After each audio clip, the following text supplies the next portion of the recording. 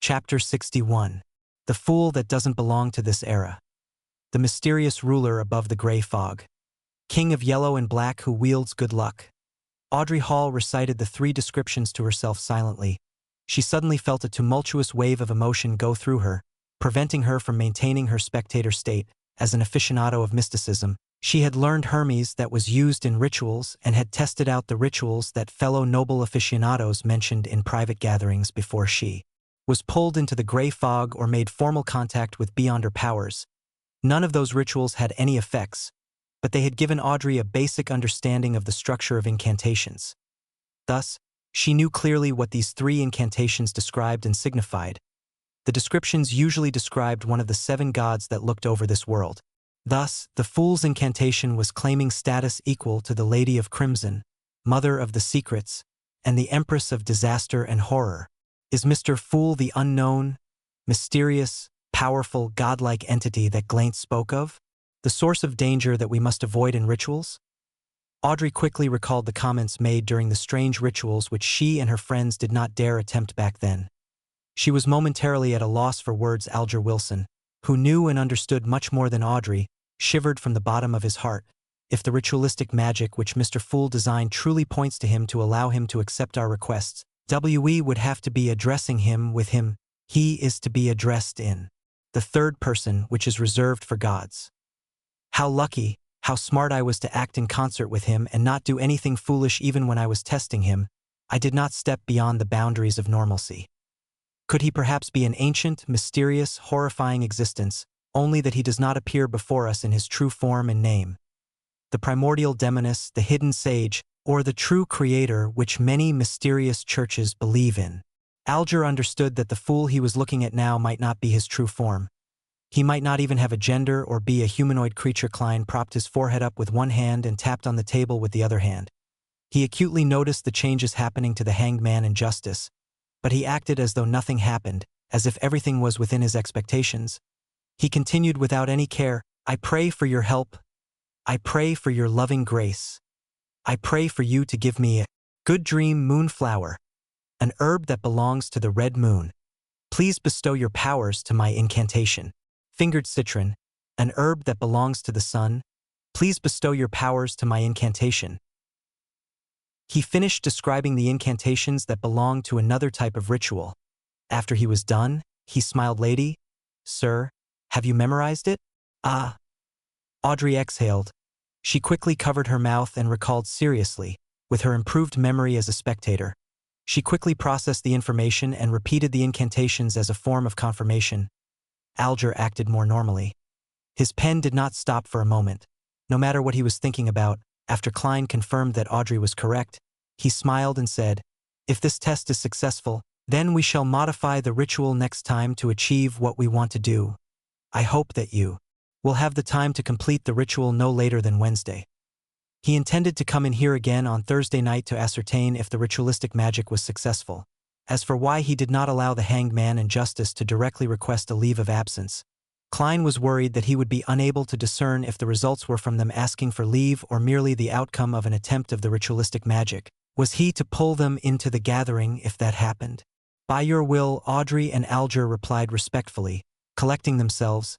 According to the hanged man's suggestion last week, we shall have a time for casual conversation after all official issues have been discussed. Who shall begin?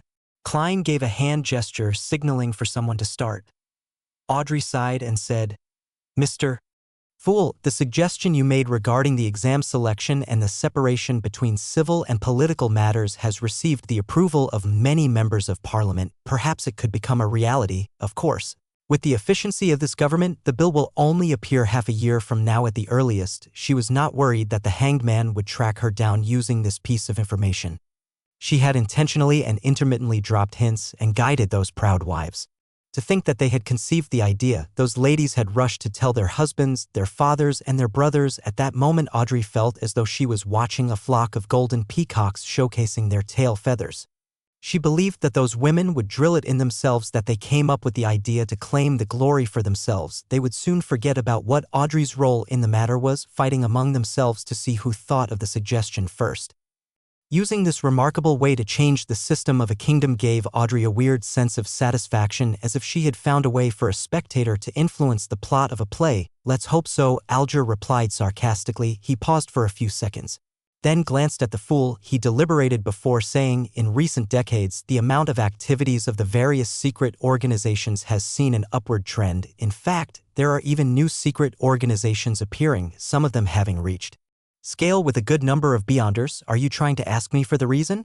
"I have not even gained access to information about illegal organizations." Klein merely smiled without commenting on the hangman's news. He changed the subject and said vaguely, "An ancient power is about to wake from its slumber, for example, the power represented by the Antigonus family diary." "Is that so?" Alger muttered softly to himself as though he recalled something. Klein swept his gaze toward the hanged man, then past Justice, and said with a smile, "If there is nothing else to share, then let's end today's gathering here, by your will." Audrey and Alger stood up together. Klein moved his finger and severed his connection with the dark red stars. He watched as the two figures vanished from the magnificent palace. He stood up and turned toward his own chair, which was also the back of the seat of honor at the bronze table. He looked at its symbol. Radiant stars formed a strange symbol. It was not a symbol that fit anything in Klein's present understanding of mysticism. He observed it closely before identifying the pupilless eye, a symbol representing secrecy. He also saw contorted lines that represented change. Each of the symbols were missing a portion and were overlapped with each other, creating a new symbol. An incomplete secret and an incomplete change. What do we get when we add them together? Klein creased his brows and muttered to himself. Unable to come up with an answer, he retracted his gaze and walked along the ancient, magnificent palace. His eyes scanned every corner of the palace. Back when I casually imagined this place, it was merely a rough concept. I did not describe the shape of the palace, table, or chairs. Where does this design come from? The best choice? The first prototype? Or are they a reflection of reality? Klein suddenly had a question he neglected previously as he looked at the palace. "Sigh, I have to say that even though I am a keyboard warrior, I am lacking experience in many areas. I am also not observant enough, to the point of only realizing this question now." With such a self-reflection, Klein made a serious effort to examine every corner of the palace, but did not find any other living things or anything strange. Klein did not dare to venture deeper, which seemed to be an illusory land without boundaries. He was afraid that he would end up completely lost. "Wow, this place is indeed filled with mysteries. Who knows if there will be any changes to this area when I become more powerful?" Klein sighed. He unleashed his spirituality and enveloped himself within, causing him to feel the rapid rush of plummeting. Everything flew past quickly. All kinds of illusions shattered. He tore through the grayish-white fog and saw reality. He saw the table, curtains, and clothes rack in his room. Backlund, Empress Burrow. Audrey saw the oil painting that hung on the wall. She felt the softness the down-feathered pillow under her head provided. She did not stand up immediately. Instead, she seriously recalled what had happened during the gathering, as if she was watching a play she had already watched. Mr.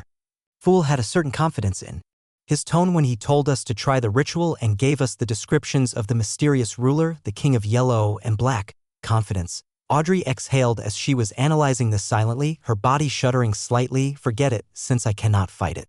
There's no need to think too much about it. Mr. Fool has always appeared friendly. He should be an entity that has a respect for order." Audrey's mood improved rapidly. She thought about her acting and the weakening backlash of the potion. She hummed a merry tune and got off her bed. She walked toward the door and adjusted her state of mind, taking on her state as a spectator. As she opened the door of the room, she saw a maid walking past. She saw the old calluses on her hands, the marks on her face, and other similar details. She could deduce many things from these observations. At this point, Audrey had a strange feeling. She quickly turned to look at the shaded corner of the balcony. She saw her golden retriever Susie sitting there, silently observing her, just like how she observed the maid. "My goddess." Audrey's lips twitched as she sighed. She wanted so much to hide her face. On the Sonia Sea, in the heavily protected captain's quarters, Alger woke up and noticed that nothing had changed around him. It was as if nothing had happened. He sighed and thought to himself, an ancient existence. Klein, who had exited the ritual, pulled open the curtains. He took out his notebook and began writing once again. He recalled the contents of Emperor Roselle's diary, hoping to reinforce the memory through writing and prevent himself from forgetting it in the future. Klein reread the notes several times after he finished writing. Finally, He tore the notes up and incinerated them. I shouldn't forget the most salient points if I do this once a week, but with time and the increasing complexity of my missions, how unfortunate I do not have better ideas for the time being. I have not learned any cryptography.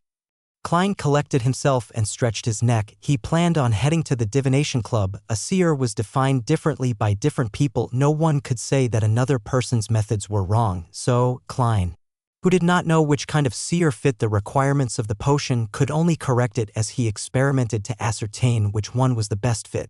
Chapter 62. Before Klein left home, he took the time to meticulously clean up his suit and top hat with a small brush and a handkerchief. Then he washed his white shirt, changing into a similar linen shirt along with the only decent cheap coat he had.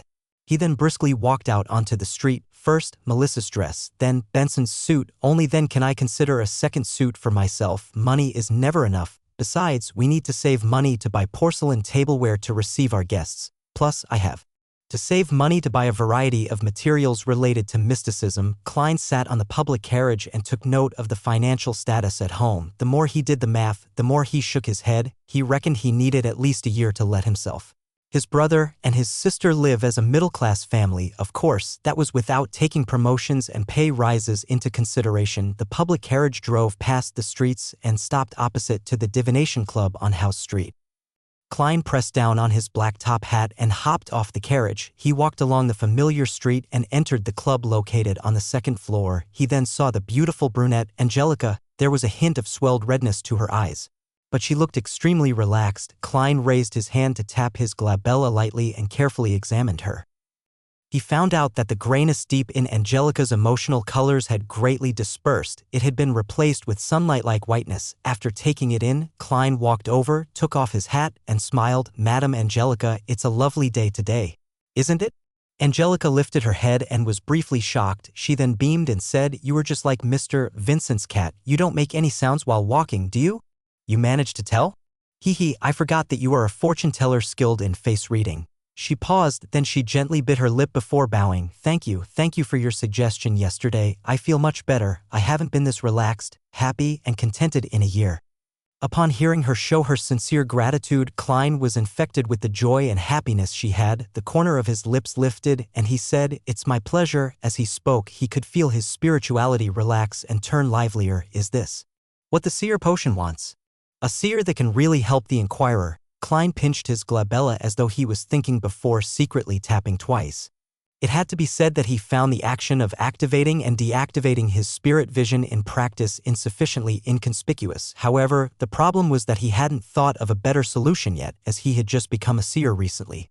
His spirituality had yet to reach its limit, and the same was applied to his mastery. Hence, there didn't seem to be many suitable locations for an activation switch for his spiritual vision. The glabella was the best option by far. When I become a true seer after fully digesting the potion, I should be able to design a more inconspicuous activation motion. Klein nodded unnoticeably and walked towards the half-opened meeting room. "Coffee or tea?" Angelica asked hurriedly. "Desi coffee," Klein answered. He planned on trying out all the drinks the Divination Club had to offer. Then he saw that there were 6 or 7 members present, but not Hannes Vincent, who was almost always was. "Mr. Vincent isn't here?" Klein stopped in his tracks and asked a passing question. Angelica was taken aback as she said, "Mr. Vincent doesn't come every day. He accepted an invitation to give a lecture for a divination organization at Enmat Harbor. Are you looking for him?" "Not at all. I was just curious. After all, I've seen him every time I've come here." Klein shook his head with a smile. Meanwhile, he realized that there was a familiar face among the 7 members present. Glassy, who had divined for him before, was present. Glassy was reading some information on the table with his monocle when he suddenly sensed someone looking at him. He lifted his head, cast his gaze. Obvious joy suffused his face as he propped himself up with both hands and stood up. He dashed towards Klein and stopped before him. "Good afternoon, Mr. Moretti. I have been wondering if you would come today. I heard from Angelica that you were not a doctor, but a fortune teller who is good at face reading?" Klein smiled. "That's not the only thing I'm good at, Mr. Glassy. You no longer seem plagued by your ailment?" He pinched his forehead and tapped his glabella twice. He noticed that Glass's health colors had returned to normal. "Yes, I was very regretful for not taking your suggestion back then. Luckily, there is a very amazing apothecary near my place. He gave my wife a magical medicine which brought me away from death, Glassy said emotionally. As a quasi-member of the Nighthawks, Klein asked out of occupational interest. Very amazing apothecary? Very magical medicine? Magical? How magical? Is it within the range of Beyonders? He said that it was a kind of folk medicine from Lemberg. In short, it helped with treating my illness a lot, Glassy answered without noticing anything abnormal about the question. Folk medicine apothecary. Klein tapped his glabella as though he was thinking. What's his name? Where does he stay? As you know, even a fortune teller can't guarantee that they would remain in the pink of health all the time. Perhaps I will need to go to purchase some medication from him in the future. Klein learned from his teacher and classmates that the current health system in the world was in a nascent state. There was almost no cure to many diseases, so the magical medications and miraculous apothecaries still controlled the market. There was no harm in knowing more, since it could one day serve useful, Glassy answered honestly. His name is Lawson Darkwaide. He has a tiny store at 18 Vlad Street in Eastborough named Lawson's Folk Herb Store. Thank you. Klein remembered it and spoke sincerely. Glassy turned around and invited him to sit beside him. At that moment, Angelica came over to serve the coffee she brewed. Compared to Southville coffee, Desi coffee is more fragrant but has quite an inferior taste. Klein took a sip and savored it for a moment. Glassy hurriedly deliberated his words when he saw Klein put down his white porcelain cup. Mr. Moretti, can I request a divination from you? I will pay according to a price you set. 8 pence is sufficient. I will not raise the price out of the blue. Klein was hoping that someone would request his divination services. Do you need a divination room? All right, Topaz. Glassy led the way with much more familiarity. After entering the divination room and locking the door, Klein sat behind the long table. He asked in a serious voice, Mr. Glassy, what would you like the divination to be about? I have an investment opportunity, but the amount of money it involves is huge. If it fails, my family and I will take a heavy hit. I wish to know if it will be a successful investment. Glassy volunteered the information. I have divined using tarot cards previously. A divination after purifying my soul. The result was pretty good. Yes, I did the interpretation myself, but I did not violate the principles of those symbols. Klein thought and asked curiously. It'd be great if you could describe the entire situation once more and give me your information again. It'd be best if you have the other party's information, too. We will do an astrolabe divination. All right. Glassy organized his words and said. When Mr. Lenevis examined the Hornacis mountain range, he discovered a gigantic mine rich in high-quality iron ore. He poured in all his savings to buy that land and hired a professional company to survey it. The result was a heartening one. He lacks funds needed for subsequent developments, so he formed a steelworks company and intends to apply for a loan from the bank using the project. At the same time, he will also issue a corresponding number of shares to raise its initial capital. The plan is still in its preparatory stage and promises fat returns. Klein, who had been reading the newspaper recently and also happened to be a history expert, knew that there were shares in this world. He also knew that the concept of shares was derived from Emperor Roselle. Yeah. Him again. During the colonization of the southern continent, he had set up the Siberin Company and solved the nation's fiduciary matters successfully by raising funds from the public through the issue of shares. As such, he had the first mover's advantage from colonization because the returns were great. This development continued on. For example, there were railway shares, mining shares, steam development shares, and so on and so forth.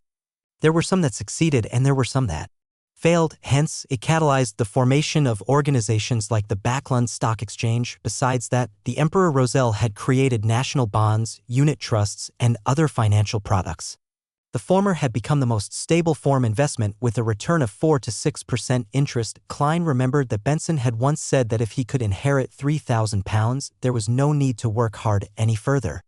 The stable annual interest of about 5% would result in an annual fixed income return of £150, roughly equivalent to Klein's annual income at present. This is known as rentier capitalism. Klein sighed and asked carefully, are you sure there's nothing wrong about this? Is Lenevis trustworthy? I've seen his property papers and the inspection report. There is the Civilouse County government stamp and an endorsement of a professional company. Plus, inside Mr. Lenevis' office is a group photo of him with Sir Deweyville and the mayor. Glassy nodded in reply. Group photo? That doesn't mean anything. Klein, who was born in an era of information explosion, had seen too many similar incidents. He didn't buy the story because of that. However, it didn't matter if he believed it or not. He could only pick up a pen and draw a corresponding astrolabe according to the crucial time and information that Glassy had provided him with. After a long while, Klein pointed to the astrolabe and said, "You should be able to tell that this will be a very unsuccessful endeavor below. The flourishing surface is a cliff, a chasm, my divination suggestions going around it. To avoid it." Glassy fell into silence, his mouth turning agape a few times before he closed it. A few minutes later, he said with a rueful smile, "They'll consider it carefully when I'm back." Upon hearing this answer, Klein could only shake his head with a silent sigh. He realized the helplessness of a seer. A seer could only give suggestions and not make the decision for others. Just as the two left the Topaz room, Angelica walked over and said, "Mr. Moretti, someone wishes for your divination." When she said that, she added with a whisper, "He did not ask for my recommendations. Nor did he view the album. Has my reputation spread?" Klein turned towards the reception hall in puzzlement. Chapter 63. Klein proceeded a few steps forward and saw the client. He was dressed in a formal black suit and a half-top hat. He held a gold-inlaid wooden cane and his short blonde hair flared from the sides. His nose was aquiline like a hawk's beak on his fiancée. The Joyce Meyer that went through a terrifying ordeal. Klein, who had seen him in his dream divination, immediately greeted with a smile, "Good afternoon, Mr. Meyer." "Good afternoon, Mr. Moretti." Joyce took off his hat and bowed in greeting. "Thank you for the advice you gave Anna. She cannot stop praising how miraculous you are." Klein chortled and said, "I did not change a thing. You should be thanking yourself. Without your determination and your hope for a better tomorrow, you wouldn't have been able to overcome such an ordeal." After the exchange of pleasantries, Klein could not help but lampoon inwardly. Does this count as mutual professional bootlicking? In all honesty, I still find my coming back alive a dream. I still cannot believe that I survived wave after wave of terrifying ordeals. Joyce shook his head wistfully. Without waiting for Klein's reply, he asked curiously, "You knew who I was the moment you saw me. Was that because of my unique nose, or because you divined that I would visit you?" "I had your detailed information. That is enough for a seer," Klein answered vaguely, behaving like how a charlatan would. Joyce was indeed stunned. More than 10 seconds later, he squeezed a smile. "Mr. Moretti, I wish to request a divination from you." The moment he finished his sentence, he suddenly realized something. Mr. Klein Moretti had addressed himself as a seer, not a fortune teller. A seer. "All right, let us head to Topaz." Klein gestured at that moment. He felt as though he should have worn a long black robe. He tried to keep his words to a minimum to accentuate the mystique of a seer. Joyce Meyer locked the door behind him after entering the divination room. While he observed his surroundings, Klein seized the opportunity to tap his glabella twice and activated his spirit vision. Joyce sat down and set his cane down beside him. He pulled on his black bow tie and said hoarsely, "Mr. Moretti, I wish for you to interpret my dream." "Dream interpretation?" Klein acted as though it was within his expectations, but was merely asking for confirmation. He saw that the colors representing Joyce's health were dull, but none of them signified an impending illness. The colors symbolizing his emotions were predominantly blue, and its darkness showed that he was obviously high-strung. Joyce nodded seriously. "I have had the same horrific dream every night ever since the Alfalfa arrived at Enmat Harbor. I know that this could be associated with the trauma of the ordeal and that I should go see a psychiatrist, but I suspect that this is no ordinary dream. A normal dream would definitely have some details that are different even if they recur every night. But this dream is, at the very least, constant in the parts which I can recall. To a seer, these kinds of dreams are seen as revelations given by the divine," Klein said, half consoling and half explaining. "Can you describe the dream to me?" Joyce clenched his fists and up to his. He thought deep for a moment before saying, "I dreamed that I was falling from the Alfalfa into the ocean. The ocean was dark red, as if it was filled with rotting blood. As I fell, I was grabbed by a person on the boat. I could not identify him, but I know that he was very strong, and I was also holding onto a person in an attempt to save him from falling into the sea. I know that person. He was a passenger of the Alfalfa, Eunice Kim. Because of his weight and his struggling, I could not bear the weight and could only release my hands and watch him get devoured by the sea of blood. At that moment, the person above me also released his hand. I flailed my arms, hoping to grab onto something, but there was nothing. I could only plummet rapidly. Then I wake up in horror, sweat covering my back and forehead." Klein held his forehead and gently rapped it as though he was thinking. He then organized his words and said, "Mr. Meyer, nightmares. Similar nightmares and repeated nightmares. These are all psychological problems and have a corresponding source. The same nightmare recurring time and time again is a reminder from your spirituality. It is also a revelation given to you by the divine. Upon seeing Joyce appearing confused, he elaborated, "Do not have any doubt. An ordinary person's spirituality is also capable of giving reminders. I do not know what exactly happened on the alfalfa, but I can see that it was a tragedy of blood and steel. It has left a deep trauma in you." Seeing Joyce nod slightly, Klein continued, "You must have been very horrified, very fearful on the ship. It is easy for a person to lose their observational skills when overwhelmed by such intense emotions, thus missing signs that they should not have been missed. This does not mean that you have not seen those signs, but you have disregarded them, you understand? Disregarded in your subconscious, in your spirituality, the details that you have missed are present all the same. If the thing that the detail is pointing toward is important enough, then your spirituality will remind you in the form of a dream. Previously, I had similar case of disregarding a feeling, only to later realize that the diary was with Ray Bieber. But I was more sensitive and had stronger spirituality. I was also more knowledgeable about mysticism and thus could make a deduction more quickly." Klein paused for a few seconds and looked into Joyce Meyer's eyes. "Did Mr. Eunice Kim, who you let fall into the sea of blood, requested you of something on the boat, but was ultimately unable to escape his fate?" Joyce fidgeted his body unnaturally. He opened his mouth several times before answering, "Yes, but I do not pity him. Perhaps a few days or a week from now, you will see in the newspapers how cruel and evil he was. He raped and murdered at least 3 ladies and tossed a baby into the raging sea. He also led a bunch of savages who had lost their rationality and brutally massacred the passengers and crew of the boat. He was scheming, strong, and evil. I did not dare, nor could I stop him. I would only have forfeited my life. I am not doubting what you did," Klein said, making clear his stand. Then he explained, "But your dream is telling me that you are feeling regret and sorry. You believe that you should not have released your hand back then. Since you believe that killing him was an act of justice, then why are you feeling regret and sorry for it? So much so that you have recurring dreams about you releasing your hand?" "I don't know either." Joyce shook his head, confused. Klein crossed his hands and placed it under his chin. He attempted to analyze the situation, incorporating what I just described. "It seems you have missed certain details, for instance. Anything that Eunice Kim mentioned, his contents of his plea, the way he presented himself, etc. I cannot recall the incident for you, so please think about it carefully." "There's nothing. All he could say back then was, 'Spare me, I surrender.'" Joyce muttered in puzzlement. Klein did not know exactly what happened, so he could only guide him based on what he understood from the dream. "Perhaps you felt that Eunice Kim was more useful alive, that he could prove something or to explain something." Joyce knitted his brows. It was a while before he said, "Perhaps. I still find the conflict that arose on the alfalfa happened too suddenly and turned intense too quickly. It was as if the passive evil in everyone's heart just erupted uncontrollably. It was too abnormal, very abnormal. Perhaps I wish to interrogate Eunice Kim why he acted as though he was possessed by the devil in the first place." Klein suddenly had a stroke of inspiration after hearing Joyce's dreamy description. He spoke mysteriously with a tone unique to charlatans. "No, that's not the only reason." "What?"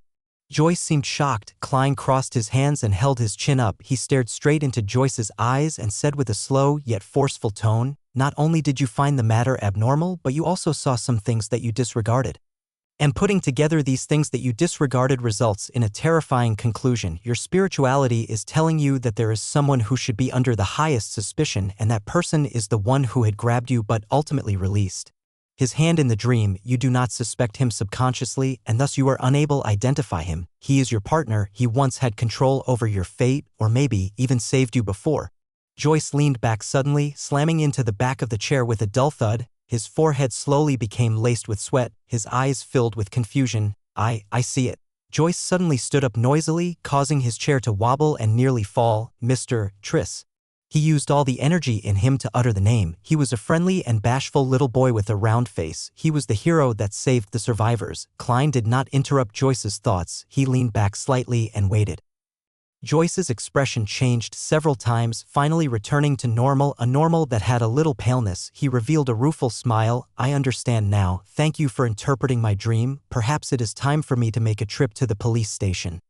He took out his leather wallet and fished out a one-solely note. "I do not think that money can fully represent your worth, and I can only give you the price you asked for. This is for you." Joyce pushed the note toward Klein. "I wouldn't have minded if you gave me £10. One solely, you sure like your fiancé? Klein kept up his mysterious vibe as a charlatan and said nothing, smiling as he pressed on the note. Joyce took a deep breath, wore his hat, and turned to walk toward the door. As he was unlocking the door, he suddenly turned back and said with sincerity, "Thank you, Master Moretti." Master? Klein laughed to himself. He watched as Joyce left the divination room and said silently to himself, "Whatever happened on the alfalfa? Seems extraordinary. If only the captain was here, he would be able to understand everything that happened in Joyce Mayer's dreams." Tuesday at dawn, Backlund, Empress Burrow, Audrey, who woke up earlier, beckoned her golden retriever Susie over. She said with a serious tone, "Susie, you are also a Beyonder now. We are the same kind, you know. What I mean is that we have to help each other. Guard the door later and don't let anyone disturb me. I have to conduct a ritual." Susie looked at her mistress and shook her tail in exasperation. Chapter 64. After instructing her golden retriever, Susie, Audrey paced around, seemingly worried. She too was uncertain if the ritualistic magic would result in anything odd. "Let's do this." Her eyes turned calm as she used her state as a bystander to view the imagined process. Soon, she came to a new arrangement. Audrey unlocked the door to her bedroom and said to Susie, "Susie, sit here. If Annie and the rest try to barge their way in, immediately go to the bathroom to inform me in order to prevent any accidents." Her personal maidservant had the key to unlock her door. Susie looked at her enigmatically and wagged her tail thrice. "Very good. I will let you choose anything you want for lunch today." Audrey pumped her fist gently after exhorting Susie. She entered the bathroom. The square bathtub was 3 to 4 meters on each side. There was clear water rippling gently in it with steam emitting from it. It was quite a dreamy sight. Audrey tidied up a rectangular table with many bottles placed on it. Then, she went back out and moved candles, sacrificial items, and a white robe over. Immediately after that, she closed the bathroom door. With everything done, Audrey heaved a sigh of relief and picked up a translucent light blue bottle beside the 4 candles. The cylindrical bottle shimmered dreamily under the light. In it was the essence oil she had distilled from a mixture yesterday.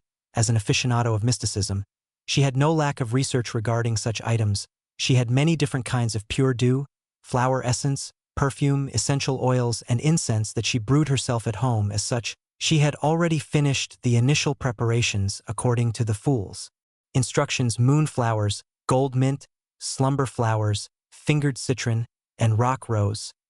What an odd concoction. Audrey mumbled softly, "Oh, one has to cleanse one's body and calm their mind before engaging in ritualistic magic. This is a form of reverence to the divine you, to the target." As she went through the entire process in her head, she placed the ritual's essential oil beside her bathtub. She reached out and began disrobing what she wore at home. Pieces of her silk clothing fell into the laundry basket one after another. Audrey coiled up her hair into a bun and tested the water's temperature with her hand. Then, she carefully stepped into the bathtub, allowing her body to slowly sink into the water's warm embrace. Phew. She exhaled comfortably, finding herself warm all over. She felt abnormally relaxed. "I don't even want to move a single finger." Audrey forcefully pumped herself out as she grabbed the translucent light blue bottle beside her and dripped a few drops into the water. A waft of fragrance dispersed, filling the silence with a refreshing smell. Audrey breathed in a few times and nodded in satisfaction. "Not bad. It smells really good. How relaxing, how comfortable. I don't want to move at all. All I wish is to lie here in silence." Silence, in silence, silence. After losing her sense of time, Audrey suddenly heard barking. She opened her eyes in shock, looking to her sides in a daze. She had no idea when Susie had opened the door and entered. She was squatting outside the bathtub, looking at her with an exasperated look. As she rubbed the corners of her eyes, Audrey felt that the water had cooled down quite significantly. I fell asleep, she subconsciously asked herself. Susie looked at her without barking or wagging her tail. "Haha. The effects of that bottle of ritual essential oil sure is great." "Yeah, really great," Audrey chuckled dryly as she explained with a cheerful tone. She stood up, retrieved a towel, and as she wrapped and wiped her body, said to the golden retriever beside her, "Susie, continue keeping watch. Do not let Annie and the rest enter." Only when the golden retriever left did she secretly stick out her tongue. She threw her towel aside and wore a clean white robe. After closing the door to the bathroom, Audrey recalled the ritual she had memorized. She picked up 4 candles and placed them on the 4 corners of the table. a loaf of white bread at the top left corner, a bowl of Potter noodles at the top right corner. Smells great, but it's a little cold. No, it's not time to think of this. Paella at the bottom left corner and desi pie at the bottom right. Audrey set up the altar according to the fool's description seriously, shaking her head twice during the process. After she was done with the preparation, she left her 4 candles lit. She picked up a silver knife and stabbed it into a pile of coarse salt. After narrating the sacred incantation in Hermes, Audrey raised the knife with beautiful patterns and placed it into a cup filled with clear water. After focusing her mind, she pulled out the silver sacred blade, cogitating her spirituality to spew out and spread from her blade. Invisible energy spewed out as Audrey held the knife and circled the altar once. When she felt that a spirituality wall was fully erected around her, she expelled all the uncleanliness and distractions outside. Maintaining her spectator state, she prevented her excitement and joy from affecting the ritual. She put down the silver knife and picked up the tiny light blue crystalline bottle and dripped a drop on each candle. Sizzle. A faint fragrance emanated as Audrey's body, heart, and soul seemed to attain tranquility. She drew a breath as she lowered her head in reverence and began chanting the incantation in Hermes. The fool that doesn't belong to this era. You are the mysterious ruler above the gray fog. You are the king of yellow and black who wields good luck. I pray for your help. I pray for your loving grace. I pray for you to give me a good dream. Moonflower, an herb that belongs to the red moon, please bestow your powers to my incantation. Fingered citron, an herb that belongs to the sun, please bestow your powers to my incantation. Right after Audrey chanted the incantation and hoped to cogitate the contents of her plea, she felt there was a stir within the spirituality wall. She saw a dark red star swirling on the back of her hand. Her heart leaped as she hurriedly closed her eyes and calmed her heart to plead sincerely. When everything was over, she surveyed her surroundings wondrously but did not find anything odd. Is that all? Audrey knitted her eyebrows slightly as she whispered, the king of yellow and black who wields good luck.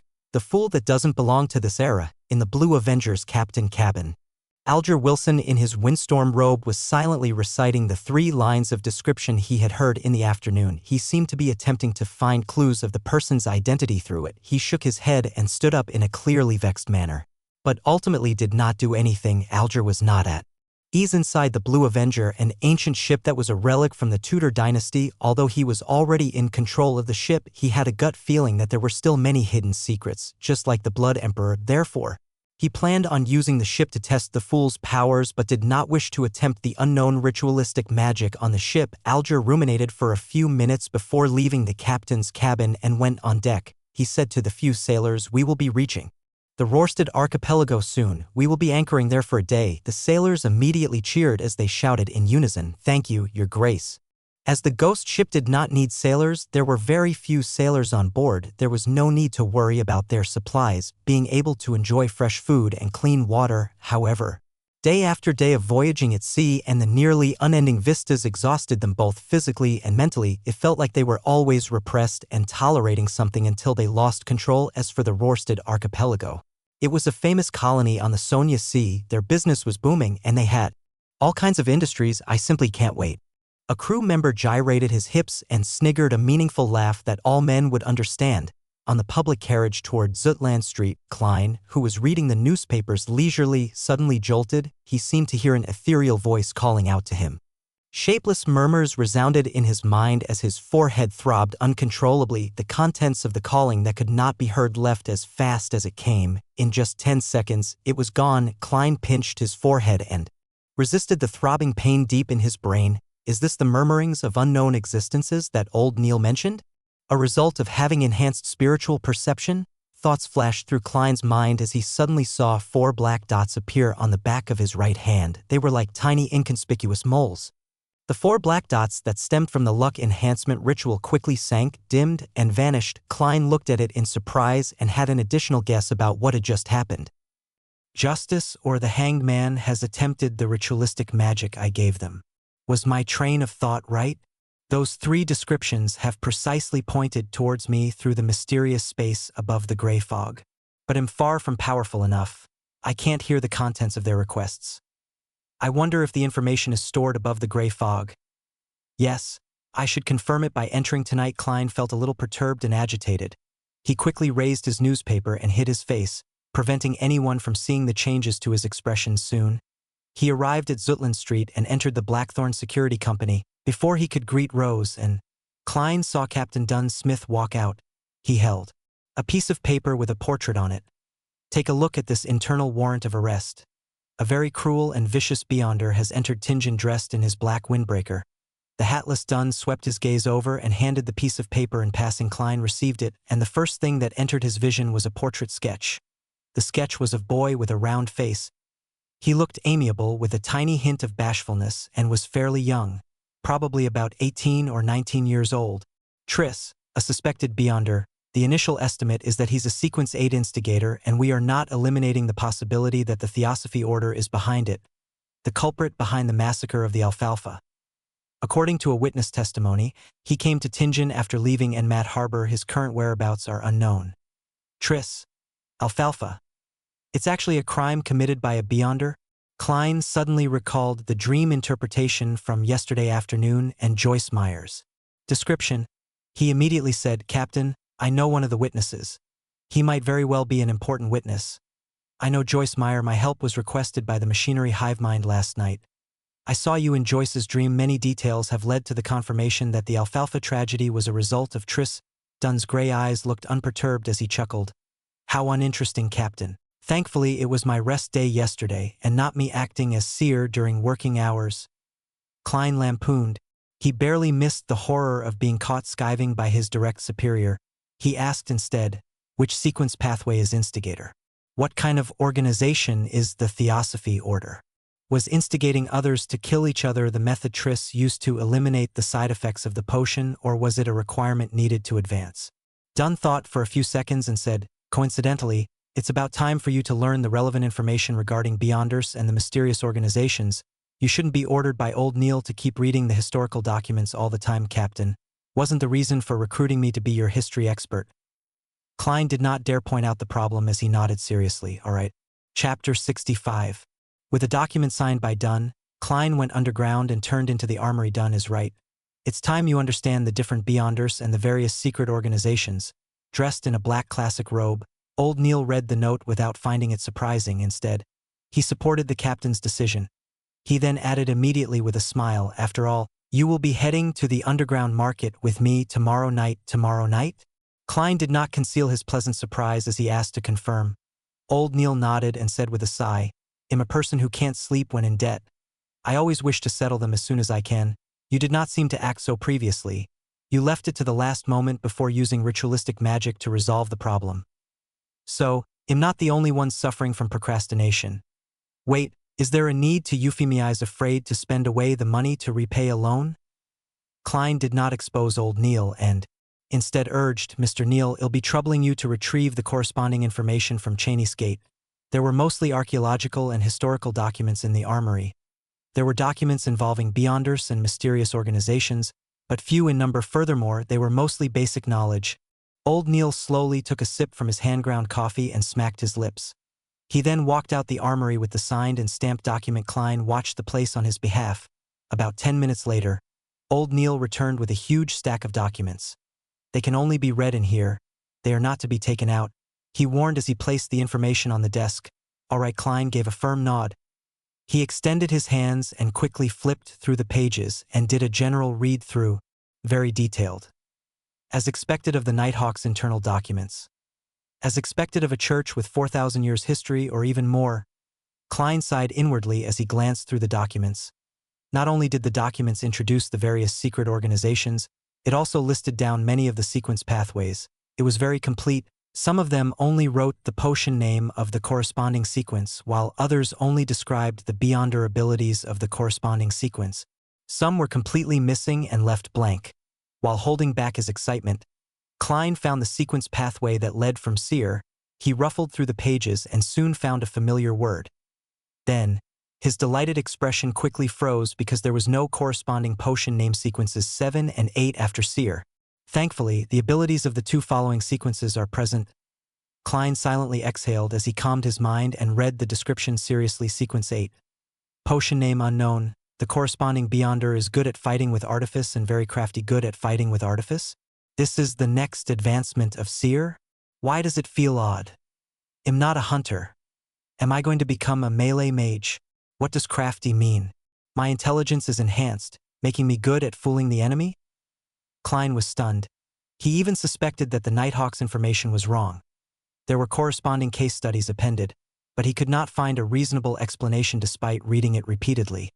He cast his gaze lower as the description of Sequence 7 entered his eyes. Potion name unknown. The corresponding Beyonder is good at many spells that can be quickly cast, fuses one's Boda skill and supernatural powers as one.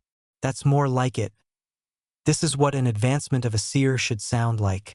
Klein heaved a sigh of relief after seeing the case studies of Sequence 7. He cast his eyes to the overall description of the pathway. This sequence pathway was first established by the Solomon Empire's Zeratul family. During the conflicts of the Fourth Epoch, the family was not fully destroyed.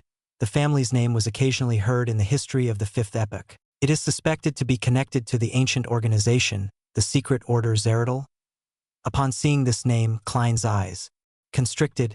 He had just seen this name appear in the remnant diary pages of Emperor Roselle yesterday afternoon. Roselle's acting came from a reminder by the mysterious figure known as Zeratul. Because of that mysterious Zeratul, Emperor Roselle regretted not choosing seer? Therefore, I was indirectly influenced. Turning me into a seer, it makes acting return to the embrace of the seer. It feels like it was all predestined. Klein knitted his brows and felt that things were somewhat different just from the logical chain. He did not feel that there was anything wrong in any aspect, however. In the domain of mysticism, predestiny often manifested things and involved new problems. In addition, transmigration is quite a baffling matter. It's just confusing. And the guy I've possessed tried to commit suicide because of the lost notebook of the Secret Order. Klein thought for quite a while and had many guesses, but lacked the information needed to prove them. After repeatedly reading the information, he finally suppressed his ideas and read the other records. He first found the Sailor sequence and discovered that it indeed belonged to the Lord of Storms, for an old opponent that they haven't faced for perhaps more than 2,000 to 3,000 years. The Nighthawk's internal records were rather detailed. Sequence 8. Folk of Rage, ancient name guardian of the windstorm. The corresponding Beyonder can release several strikes that exceed ordinary thresholds when enraged. Their strength and speed are greatly enhanced. Facing them is like facing a storm. Sequence 7. Seafarer ancient name windstorm priest. The corresponding Beyonder is also a scholar of astronomy and geography. They have an intuitive grasp of magnetic fields, ocean currents, wind direction, and clouds. A boat with a seafarer will never get lost at sea. They are even more beloved by the oceans and gain enhancements in every aspect at sea. They are friends of water. They can act freely underwater for more than half an hour. They can cast a limited number of water-related spells. Some are a result of their own capabilities and some are a bestowment from the Lord of Storms, for example. A Sequence 7 seafarer is very powerful. Klein nodded while in deep thought. He suspected that the Hanged Man was a guardian of the windstorm, if not a seafarer from how he has recently advanced. It was more likely he was the latter. This also indicated in a way that the Hanged Man was either a member of the mandated Punisher or a pirate who had been secretly absorbed by the Church of the Lord of Storms. Impressive. Klein flipped back a few pages and found the advancement of Spectator. He discovered that the description was identical to what the Hanged Man had said. Sequence 9 Spectator was like a seer. They lacked direct combat means and could only observe a target to obtain information, gleaning the true thoughts of the target. By doing so, they could provide subtle influences and guidance to cause situations to develop in a way they wish. Sequence 8 Telepathic was the advancement of Spectator. Their observation was not only limited to superficial details, but deeper into one's aura, ether body, or other mysterious domains. The combination of the two allowed a telepathic to precisely understand a person's thoughts as though they could read their minds in front of them. It was difficult to have any secrets. Sequence 7 Psychiatrist, which was also known as Psychianalyst, had further enhancements above the Sequence 8 foundations. They could begin directly influencing a target. For instance, they could treat a target's maniacal problems or alternatively, cause them to turn maniacal and lose their reason, a Beyonder that is very difficult to be noticed. After reading the description, Klein made a reasoned judgment. After understanding the relevant information concerning the gathering members, he flipped to the Church of the God of Steam and Machinery. This was because Emperor Roselle had chosen their Savant sequence. Sequence 9. Savant, the corresponding Beyonder, believes that knowledge is power. They have a rough understanding of the supernatural, but are more knowledgeable about aqua regia, nitroglycerin, and complicated bolts and gears. They seem to know everything. It is no wonder that the Emperor Roselle said that this potion suited him perfectly, allowing for him to press his advantage to the fullest. Klein understood completely as he shifted his eyes down after several case studies. The corresponding sequence 8 finally appeared in Klein's vision. Archaeologist. They possess a good deal of knowledge about history and outdoor survival, as well as forbidden knowledge about ruins. They have a strong enough body and ability to face everything. Sequence 7. Appraiser. They can intuitively understand the powers and problems of most extraordinary items, and can use them while keeping danger at its lowest. As Klein's security clearance was insufficient, he only had access to sequence pathways up to 7. It left him a little frustrated. But there was no other way around it. He only wished that Backlund would quickly send over the sealed artifact 2-049 to determine if Ray Bieber was a descendant of the Antigonus family. That way, he would have a chance of becoming a formal member and obtain a higher security clearance. Collecting himself, Klein read the material seriously from cover to cover. He knew that the sequences following Corpse Collector were Gravedigger and Spirit Medium. He also knew that there was no information about the sequence 8 of the Mystery Prior Path. Not only was there no name for the potion, but even the description had been left blank. There was a name for sequence 7 of that path. Warlock. Sounds impressive. Klein slowly flipped the page and saw Apprentice and Marauder, which Emperor Roselle had lingering thoughts for. Their records only reached sequence 8 and nothing more. Sequence 9. Apprentice. Their abilities are rather strange. It can only be confirmed that this is the originating pathway of a mage. They are rarely trapped and very difficult to be stopped. They often are able to escape and pass through obstacles every time. Sequence 8. Trickmaster. They wield all kinds of strange but impotent spells. Sequence 9. Marauder. Difficult to separate these beyonders from ordinary bandits or thieves. Perhaps the means available to them are more impressive, but their goal of stealing riches is not for enjoyment or survival. It's more like answering a calling. Sequence 8. Sequencers. We have also discovered traces of beyonders in fraud investigations. They gain enjoyment from swindling. Gain enjoyment from swindling. This is acting in a different form, isn't it? If I had the choice, I might have chosen Apprentice, Klein silently said to himself. Suddenly, he discovered the corresponding sequence potion of the culprit of the Alfalfa tragedy, Tris Instigator.